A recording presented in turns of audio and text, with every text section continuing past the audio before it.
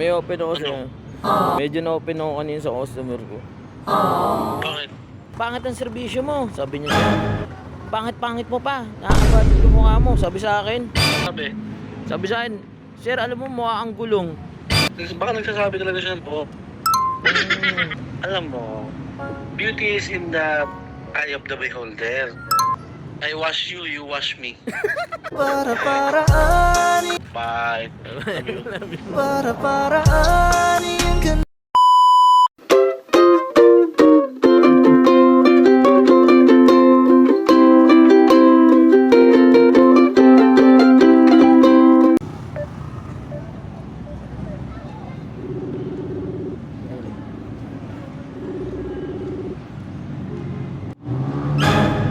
Hi. So, kaya tawagan kita, di ka sumasagot. Nagloko nga internet ko. Parehas kayo ng internet mo. May share ako sa'yo. May open ako sa'yo. Medyo na-open ako kanina sa customer ko. Bakit? Kasi ganito nangyari. Di ba nag-order siya, nag-book siya kay Grab. Tapos siguro 1 hour ata bago nakuha yung order kasi nga promise time yung chicken. Ngayon nagagalit na yung customer. Hindi ko naman kasalanan kung ba't matagal, di ba? Kaya pag deliver ko doon, galit na galit yung customer sa akin, sinisigawan niya ako. Sabi sa akin ng customer, ba't ang tagal? Kanina pa nagugutom yung anak ko. Ngayon ginawa ko, pinakain ko na ng itlog. Sino kakain yan? Sabi nga sa akin. Sabi ko, ma'am, pasensya na po. Hindi naman po kayo matagal eh. Sabi ko yung matagal, yung na tagal nilang mag-serve ng pagkain. Pero kung sa deliver walang problema, sabi sa akin. Tapos sinabihan ako, ang pangit ang serbisyo mo, sabi niya. Pangit-pangit mo pa. Nakakabalit yung mukha mo, sabi sa akin. Yung pinakamasakit dun, men. Anong sabi? Sabi sa akin, sir, alam mo, mukha ang gulong. Pirelli Diablo.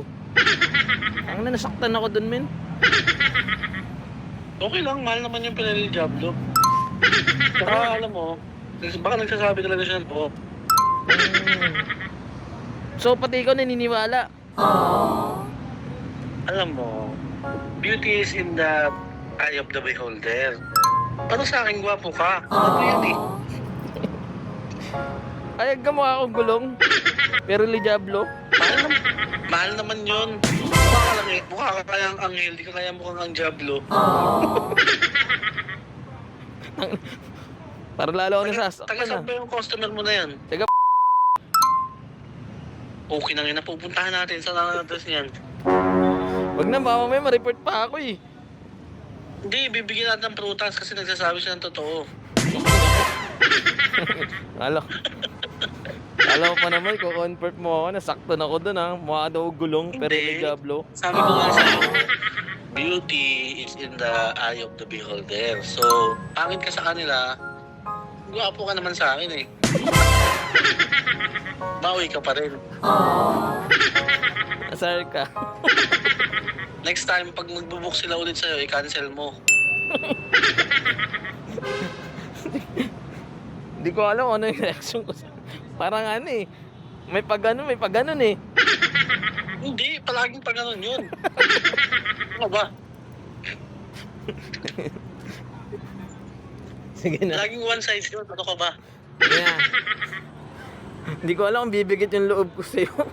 Kung gagaan eh. Hindi, maggumagaan nga yung loob mo pagkausap mo kasi sabi ko sa'yo, pangit ka man sa iba.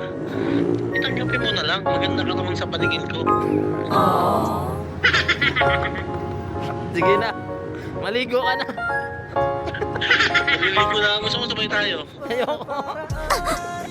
Ba't kaya mo? Ayoko. Baka kung anong gawin mo. Hindi ko maaabot yung likod ko pag hinihilunan eh. Pag-ahilot lang pala ang puto. Sabay nga tayo maliligo nga ni. Ang lamig kaya. I wash you, you wash me. Para-paraan yung ganda naman. Yung mga tinginan mo na yun, alam ko yan. Sige na. Maligo ka na. Sabihin mo na Kaya mo? Last pagkapareho chance. lang tayo ng Sige. Ang laki ko na sa Cavite ka, nasa Payatas ako. Ayaw mo ha? Wala tayo sama ng loob ha? Pag umuwi ka na nandito. Kung kasi mabot yung likod ko eh, walang maghihilot. Sasabunan mo lang, ako na magtutuloy. Para madulas. Sige, pag umuwi ka rito, ako magsasabon sa'yo. Para madulas. Para madulas. Sige na. Sige na, bye-bye. Bye. Para-paraan, iyan ka na naman